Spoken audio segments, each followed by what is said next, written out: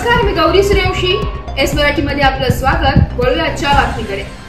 दिंडोरी लोकसभा मतदारसंघाचे 3 वेळेस खासदार राहिलेले हरीशचंद्र चव्हाण वर्ष 75 यांचे अल्पशा आजाराने काल निधन झाले. त्यांच्या राजकीय कारकिर्दीस 1978 मध्ये सरपंच पदापासून सुरुवात झाली. 1979 साली जिल्हा परिषद सदस्य म्हणून निवडून आल्यावर समाज कल्याण सभापती झाले होते. पुलोत सरकारच्या काळात ते सुरगाणा पेठ विधानसभा मतदारसंघाचे आमदारपद त्यांनी भूषविले. 2004, 2009 व 2014 मध्ये खासदार म्हणून निवडून आले होते. त्यांचा अंत्यविधी गुरुवारी सायंकाळी 5 वाजता त्यांचे मूळ गाव प्रतापगड तालुका सुरगाणा येथे शोकाकुल वातावरणात पार पडला. त्यांच्या पश्चात पत्नी, मुलगा, सून, नातवंडी असा परिवार आहे. एस मराठी न्यूज साठी प्रतिनिधी लक्ष्मण बागुल, बोरगाव.